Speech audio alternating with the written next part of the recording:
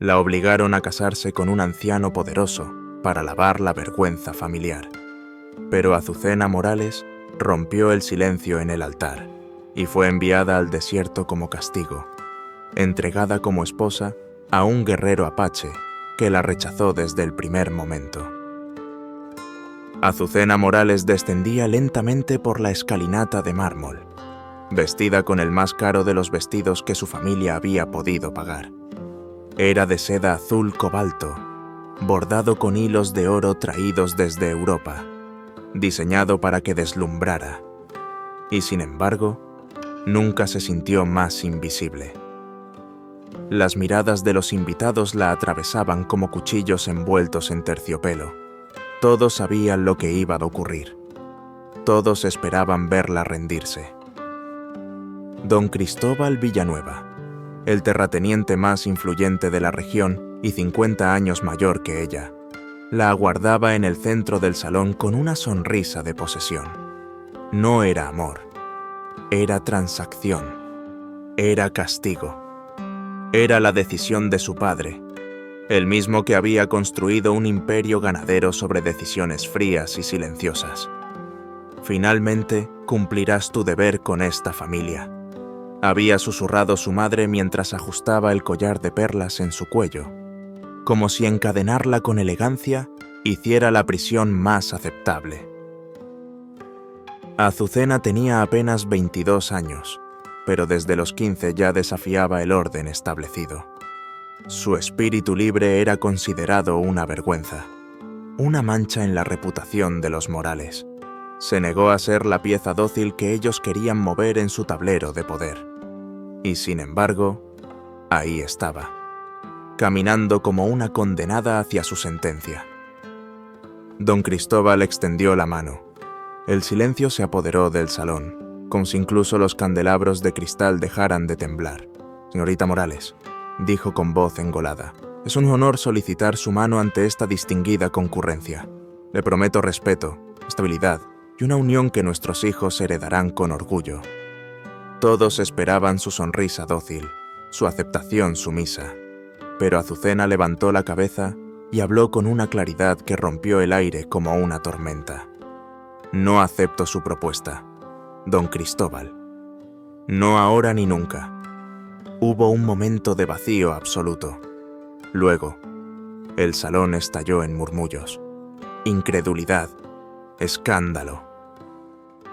El rostro del viejo Villanueva se tornó rojo como un atardecer en llamas. Su padre, don Carlos, se puso de pie con la furia temblando en su mandíbula. «¿Qué diablos crees que estás haciendo?», rugió. Pero Azucena no se acobardó. Sus palabras fueron cuchillas de verdad. «No me casaré con un hombre al que no amo, solo para satisfacer las ambiciones de esta familia. Si eso es lo único que valgo para ustedes, entonces prefiero no valer nada». Fue escoltada fuera del salón bajo la mirada atónita de todos. Esa noche, la encerraron en su habitación. Don Carlos caminaba como una fiera enjaulada, con la vergüenza latiéndole en las sienes. «Nos ha deshonrado», repetía entre dientes. Y así comenzó el verdadero castigo. A la mañana siguiente, fue llamada al despacho familiar. Todavía vestía el camisón de la noche anterior. Frente a ella, su padre sostenía en la mano un documento. Una solución. Una sentencia. «Has rechazado un matrimonio civilizado. Tal vez un salvaje sea más apropiado para tu naturaleza rebelde. La mandaría al norte, al desierto, a casarse con un guerrero apache capturado por el ejército.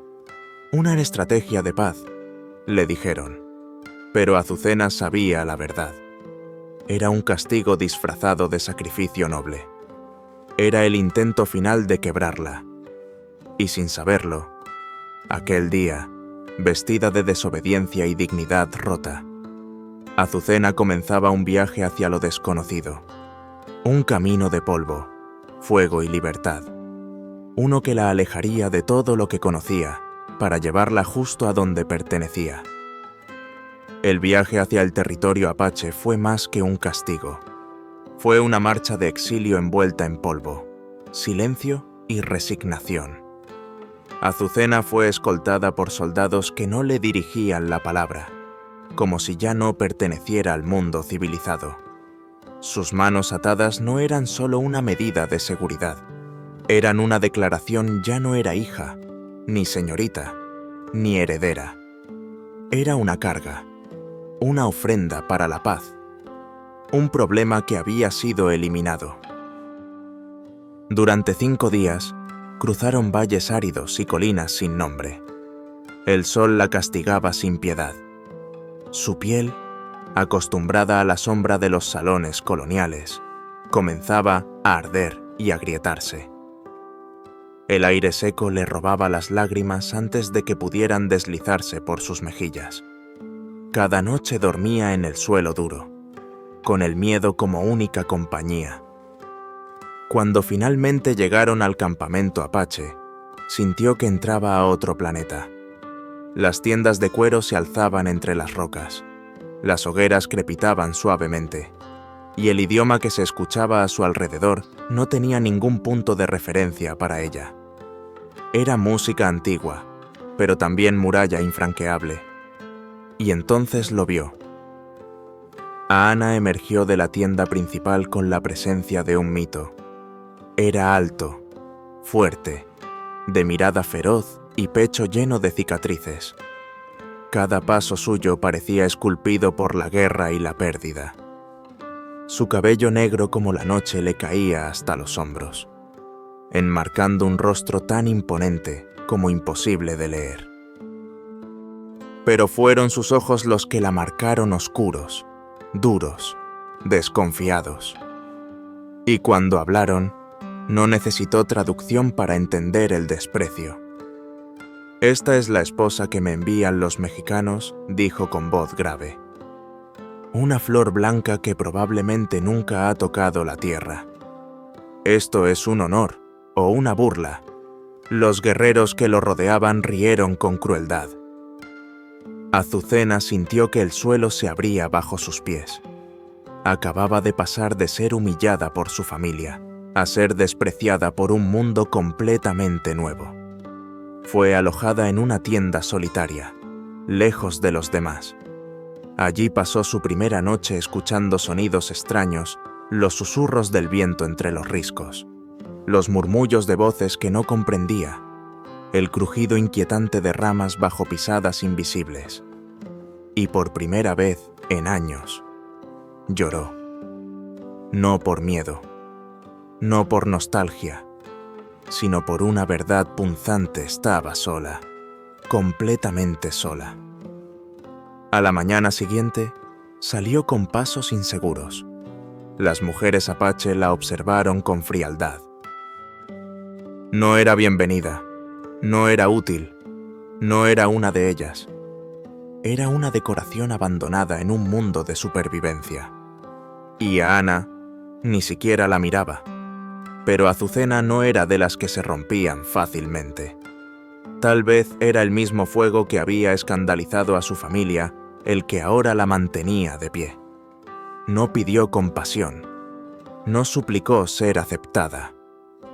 Solo murmuró, con voz tensa pero firme: «No pedí estar aquí.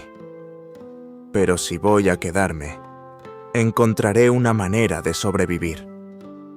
Ahana giró lentamente para verla.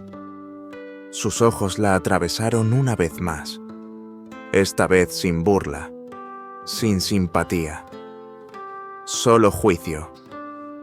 «Aquí no eres nadie», dijo, «hasta que lo demuestres». Fue durante la tercera noche cuando ocurrió. Azucena no dormía. El suelo era demasiado duro, el silencio demasiado extraño, y la soledad demasiado ruidosa. De pronto, un grito agudo rompió la quietud del campamento. Era el llanto desesperado de un niño. Sin pensar, salió corriendo hacia el sonido. Varios cuerpos se movían alrededor de una figura pequeña en el suelo, Era un niño apache, no mayor de 8 años, con la pierna abierta por una herida profunda. Sangraba con rapidez alarmante. Las mujeres que lo rodeaban hablaban en su lengua. Algunas lloraban, otras solo miraban impotentes. Azucena se arrodilló a su lado. El olor a sangre le llenó la nariz. Su corazón golpeaba como un tambor, pero su mente se aferraba a un recuerdo antiguo, las lecciones de medicina básica que había recibido en el convento, antes de que su padre las prohibiera por considerarlas inapropiadas para una señorita. «Déjenme ayudar», dijo en español, y cuando vio que no entendían, usó sus manos para señalar lo que necesitaba: agua, tela, fuego. Una de las mujeres, con los ojos llenos de miedo, asintió. En cuestión de minutos, Azucena tenía frente a ella los materiales que necesitaba. Lavó la herida con cuidado, aplicó presión, detuvo el sangrado. Cada movimiento era un puente entre dos mundos. Sus manos, antes suaves y ornamentales, ahora estaban cubiertas de tierra y sangre, pero por primera vez se sentían útiles. 1 hora después, el niño dormía. Su respiración era tranquila. La hemorragia había cesado. Azucena levantó la vista, solo entonces notando la figura en la entrada de la tienda. A Ana la observaba, no como antes, no con burla ni desdén.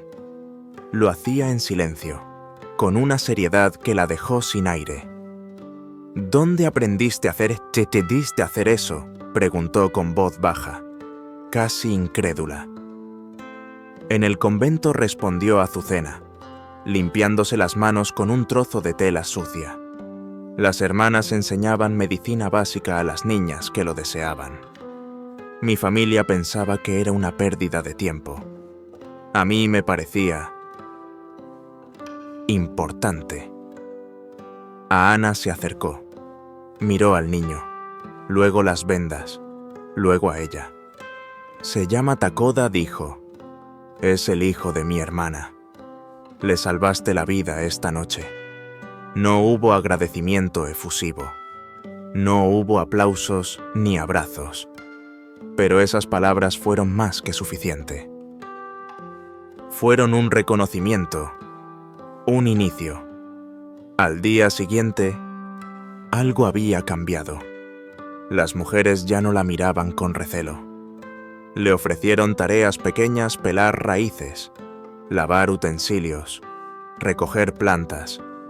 Takoda, aún débil, la seguía con los ojos. Y a Ana comenzó a hablarle sin dureza, con interés genuino. Azucena comprendió que algo se había roto, o tal vez se había abierto. El muro de indiferencia comenzaba a agrietarse. Por primera vez desde que había llegado, no se sintió una prisionera, ni una imposición, ni una carga. Se sintió parte de algo. Los días comenzaron a tener otro ritmo. Azucena ya no era la extraña ignorada, sino la mujer que había salvado una vida. Las mujeres apaches empezaron a enseñarle pequeñas cosas: cómo preparar infusiones con raíces del desierto, cómo distinguir plantas venenosas de las curativas, cómo usar el humo para alejar los malos espíritus y las malas heridas. Yana, el guerrero que una vez la miró con desprecio, ahora buscaba momentos para compartir su sabiduría. «¿Por qué me enseñas todo esto?», le preguntó una tarde, mientras preparaban juntos una tintura. A Ana la miró con calma, midiendo sus palabras. «Porque si vas a vivir aquí, necesitas sobrevivir». Y porque quizás dijo tras una pausa: «Te juzgué mal». Azucena sonrió, no por la confesión, sino por la honestidad inesperada. ¿Y qué piensas ahora?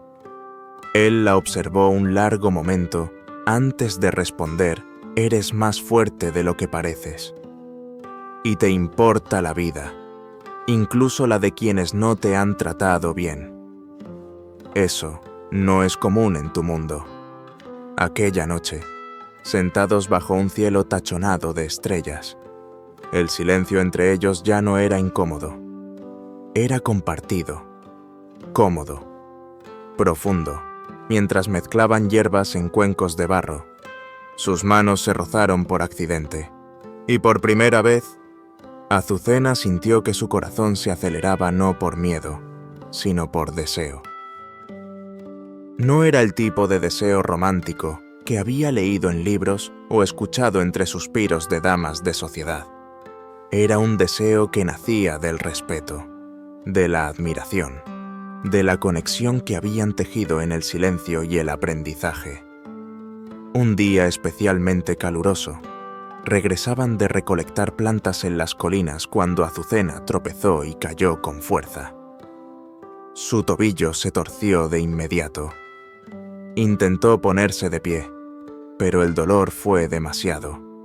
Ahana se agachó a su lado, tocó suavemente el tobillo y negó con la cabeza. Está hinchado, pero no roto. Y sin decir más, la levantó en sus brazos como si fuera tan ligera como una pluma. Azucena se encontró presionada contra su pecho desnudo, sintiendo el calor de su piel, el latido constante de su corazón. Cerró los ojos por un instante, como si pudiera detener el tiempo allí mismo. «¿Por qué haces esto?», murmuró, con voz temblorosa. Ahana no respondió de inmediato. Solo la sostuvo con más firmeza. «Porque ahora eres parte de mi tribu». Aquella noche, él le aplicó una cataplasma curativa, con manos firmes y cálidas. Azucena, recostada, sintió que había algo que necesitaba preguntar, aunque le diera miedo la respuesta. «¿Tuviste una esposa antes?». Ahana se detuvo. Su respiración cambió. Cuando finalmente habló, su voz era una sombra de dolor. Se llamaba Ayasha. «Murió cuando los soldados atacaron nuestro campamento anterior. Yo no estaba. No pude salvarla». Azucena no dijo nada. Solo tomó su mano con suavidad. «Lo siento», susurró. «Debió ser alguien muy especial». Ahana asintió lentamente. «Lo era. Pensé que nunca volvería a sentir algo así, pero contigo es distinto. No es lo mismo. Es algo nuevo, algo que no creí posible». Ella lo miró a los ojos y comprendió, porque lo sentía también. Un amor sin adornos ni promesas vacías. Un amor forjado en el respeto, en el dolor compartido, en la esperanza reconstruida. Ahana se acercó despacio, como si le ofreciera la oportunidad de detenerlo. Pero Azucena no lo hizo. Sus labios se encontraron en un beso suave, tímido al principio, pero que pronto se tornó profundo, lleno de todo lo que no habían dicho. Esa noche, bajo un cielo que los cubría como un manto de protección, se entregaron el uno al otro, no como posesión, no como deber, sino como elección. Y al amanecer, mientras el campamento despertaba lentamente, sabían que ya no eran dos mundos enfrentados, sino dos almas que se habían encontrado. La felicidad, aunque profunda, siempre tiene un eco de temor cuando se construye en tierra marcada por el conflicto. Y ese eco llegó 3 meses después, montado a caballo y envuelto en el polvo de la sospecha. Exploradores apaches trajeron la noticia: un destacamento de soldados mexicanos se acercaba, liderado por un capitán de mediana edad y acompañado por alguien que hizo que el corazón de Azucena se detuviera. Su hermano Eduardo. El campamento se llenó de tensión. Guerreros se armaron. Madres recogieron a sus hijos. Ana se mantuvo firme, pero su rostro reflejaba una sombra que Azucena jamás había visto en él preocupación. «Vienen por ti», dijo con voz grave mientras la sostenía entre sus brazos. «Quieren devolverte a una vida que ya no es tuya». «Entonces tendrán que llevarse también mi corazón», respondió ella, firme, «porque ya no me pertenece. Te pertenece a ti, y a esta vida que hemos construido». Cuando los soldados llegaron, lo hicieron con la arrogancia de quienes creen representar la civilización. 12 hombres montados, uniformes impecables, rifles al hombro. Frente a ellos, Eduardo Morales desmontó de su caballo. Su mirada era la de un hombre que esperaba encontrar a una hermana derrotada, pero lo que vio lo desconcertó. Azucena salió de su tienda vestida con ropa apache adaptada a su cuerpo, su piel bronceada por el sol, sus ojos verdes llenos de una fuerza que él no recordaba. Caminó con la dignidad de quien ha encontrado su lugar. «Esta es mi casa», dijo, con voz clara. «¿Y no voy a ninguna parte?» El capitán Fernández, con gesto burocrático, alzó un documento sellado. «Señorita Morales, está siendo retenida contra su voluntad por estas personas. Tenemos órdenes de devolverla. Nadie me retiene», declaró Azucena. «Estoy aquí por elección. Estoy casada según las leyes de este pueblo. Y no voy a volver a una jaula por más dorada que parezca». Las palabras resonaron como disparos. Los soldados se miraron entre sí. Algunos murmuraron. Eduardo se adelantó, con el rostro pálido. «Azucena, por favor, mira lo que te han hecho. Te han lavado el cerebro. Padre está dispuesto a perdonarte si vuelves ahora mismo. Todo esto puede olvidarse». Ella lo miró con una mezcla de tristeza y determinación. «¿Perdonarme por qué?» «Por encontrar la felicidad, por amar a alguien que me ve como una persona y no como una propiedad, por salvar vidas y descubrir mi propósito». Fue entonces cuando Ana dio un paso al frente. «Esta mujer es mi esposa. Ha salvado a nuestro pueblo, tiene un lugar entre nosotros. Llevársela en contra de su voluntad sería secuestrarla». El capitán frunció el ceño. «Este matrimonio no tiene validez legal. Su padre exige su regreso inmediato. Cualquier resistencia será considerada un acto hostil». Los guerreros apaches se tensaron.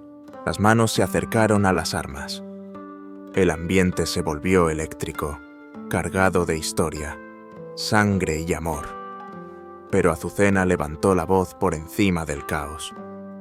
«Esperen, Eduardo. Dame una hora. Solo tú y yo. Sin soldados. Sin amenazas. Déjame contarte mi historia. Y si después de escucharla aún crees que debo regresar, lo consideraré». Eduardo dudó. Miró a su hermana, luego a los guerreros, luego al capitán. Finalmente asintió. Una hora. Azucena caminó junto a él hacia la tienda principal. Cada paso era un eco de todo lo que había sido y todo lo que se había atrevido a ser. Lo que estaba por decir no solo salvaría su vida. Podía, por primera vez, cambiar el corazón de su familia. Dentro de la tienda principal, Eduardo se sentó frente a su hermana como si la viera por primera vez. Azucena hablaba con voz serena, sin dramatismo, sin súplica. Solo verdad.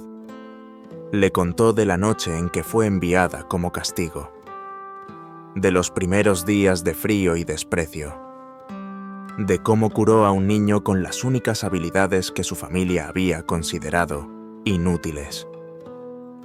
Le habló de Takoda, de las mujeres que la acogieron, de las heridas invisibles que comenzaron a sanar en ese desierto. Le habló de Ana. No como un salvaje, no como una obligación, sino como un hombre que la vio entera, que no quiso cambiarla, solo acompañarla. Por primera vez en mi vida dijo: me levanto cada mañana sabiendo que tengo un propósito, que puedo sanar, construir, amar. ¿Cómo podría volver a ser una decoración inútil en un salón lleno de silencio? Eduardo no respondió de inmediato. Sus ojos, antes llenos de juicio, ahora estaban húmedos. «¿Realmente eres feliz aquí?», murmuró. Azucena asintió sin vacilar. Cuando salieron de la tienda, Eduardo se dirigió directamente al capitán Fernández. «Mi hermana no está siendo retenida», declaró. «Ha elegido libremente su vida. Y como su hermano, respeto su decisión». El capitán protestó, pero Eduardo lo interrumpió. «Si hace falta, diré a mi padre que Azucena murió, pero no voy a destruir lo que ella ha construido aquí». Los soldados se retiraron, y cuando el polvo se asentó, Azucena se arrojó a los brazos de Ana. «Pensé que te perdería», murmuró él. «Nunca», susurró ella. «Hemos encontrado algo demasiado valioso para dejarlo ir». Días después, Eduardo regresó, esta vez solo y con lágrimas en los ojos. «Papá está muy enfermo. Los médicos dicen que no hay nada que hacer, pero hemos oído lo que logras aquí. Él no lo pidió, pero mamá sí. Por favor». Azucena no dudó. Viajó de regreso a la hacienda, tienda que una vez fue su prisión, llevando consigo hierbas, ungüentos y el conocimiento que alguna vez se le prohibió. Cuando don Carlos la vio, estaba pálido, apenas consciente, pero al sentir sus manos preparando la infusión que aliviaba su dolor, sus ojos se llenaron de lágrimas. «Perdóname», hija, susurró con voz quebrada. «Te envié al desierto para castigarte, y volviste convertida en la mujer que siempre debiste ser». Azucena no lloró, solo sonrió, mientras lo curaba con las mismas manos con las que había sanado a tantos. Porque el verdadero perdón no se da con palabras, sino con acciones. 3 años después, en un valle donde los cactus florecían junto a casas de adobe y tiendas apache, Azucena observaba el atardecer con su hijo en brazos. El pequeño Naalnish, el que une 2 mundos, tenía los ojos verdes de ella y el cabello negro de su padre. Dormía tranquilo mientras su madre lo acunaba con un canto suave que mezclaba español y apache. La clínica que había construido con sus propias manos se había convertido en un lugar de esperanza. Mexicanos viajaban desde lejos para buscar sus tratamientos, mientras mujeres de distintas tribus llegaban para aprender sus técnicas. Cada persona que sanaba, cada niño que sonreía, era una confirmación de que había elegido el camino correcto. Esa tarde, a Ana se acercó después de dirigir una reunión con líderes de la región. La prosperidad entre los pueblos era real, construida con respeto y comercio justo. «Tenemos visitantes», murmuró con una sonrisa en los labios. Azucena levantó la vista y su corazón se detuvo. Un carruaje se acercaba. De él descendieron su hermano Eduardo y una mujer que el tiempo había suavizado, doña Mercedes, su madre. Por un instante, el silencio lo envolvió todo. Luego, la voz de su madre rompió la distancia a Azucena. Su voz se quebró. Caminó hacia ella, temblando. «He venido a conocer a mi nieto y a pedirte perdón. Por no ver nunca la mujer extraordinaria que eras». Azucena no dijo nada, solo abrió los brazos. Y por primera vez, se abrazaron no como madre e hija, sino como dos mujeres que se reconocían. Durante los días siguientes, doña Mercedes vivió entre la tribu. Presenció cómo su hija salvaba vidas, cómo era respetada, amada, completa. Vio con sus propios ojos lo que su esposo había intentado destruir y lo que el amor verdadero había reconstruido. Antes de marcharse, le tomó la mano. «Tu padre no tiene mucho tiempo», dijo Eduardo, «pero habla de ti con orgullo. Te llama la hija que encontró su destino en la arena». Azucena sonrió, no con tristeza, sino con paz. Cuando vio a sus 3 hijos jugando entre niños de distintas razas, cuando sintió el sol del desierto calentar su piel, supo que no cambiaría nada. «¿Alguna vez te arrepientes?», le preguntó a Ana esa noche, mientras observaban el cielo juntos. Ella lo miró y respondió con la certeza que solo dan las almas que han sobrevivido a todo jamás. «Encontré mi hogar, mi propósito y el amor más puro que existe. ¿Qué más podría pedir?». En la distancia, el sol se ponía, bendiciendo una historia que había nacido del castigo, pero florecido como una leyenda de amor verdadero. La historia de Azucena no es solo una narrativa romántica, ni una fantasía de transformación cultural.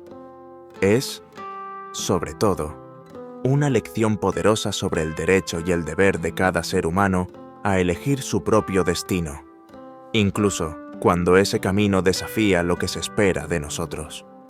Desde pequeñas, muchas mujeres son enseñadas a complacer, a encajar, a sacrificar sus sueños por las expectativas de otros.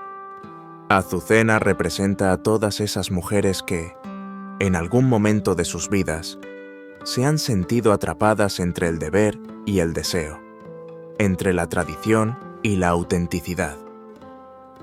Su valentía no comenzó cuando sanó a un niño, ni cuando se enamoró de un guerrero apache. Comenzó el día que dijo no en voz alta, frente a un salón lleno de personas que esperaban su obediencia. Comenzó cuando decidió que su dignidad valía más que cualquier alianza familiar. Esa decisión, por sí sola, fue un acto de revolución silenciosa. La educación tradicional muchas veces nos prepara para encajar, pero rara vez para cuestionar. La historia de Azucena nos invita a educar a nuestros hijos y sobre todo a nuestras hijas en la libertad interior, en la autonomía, en la compasión, no como debilidad, sino como fortaleza. Nos recuerda que no hay ningún lugar que nos dé más identidad que aquel donde somos útiles, valorados y amados por quienes somos realmente. Azucena no abandonó su mundo por rechazo, sino porque encontró otro donde podía florecer. No negó sus raíces, sino que las mezcló con nuevas experiencias, creando un puente entre culturas que antes solo se conocían por la violencia. Ese es otro aprendizaje esencial. La diferencia no tiene por qué dividirnos. Al contrario, puede ser fuente de riqueza, de nuevas formas de amar, de sanar, de vivir, para padres, madres y educadores. Esta historia es un llamado a ver más allá de la obediencia, a valorar la curiosidad, la empatía, la rebeldía que nace del deseo de vivir con propósito. Para jóvenes, es una prueba de que la identidad no está en lo que otros esperan de ti, sino en lo que tú decides construir cada día con tus acciones y tus valores. Y para todos, es un recordatorio de que incluso los caminos más dolorosos pueden llevarnos justo al lugar donde debíamos estar, si tenemos el coraje de seguir nuestra verdad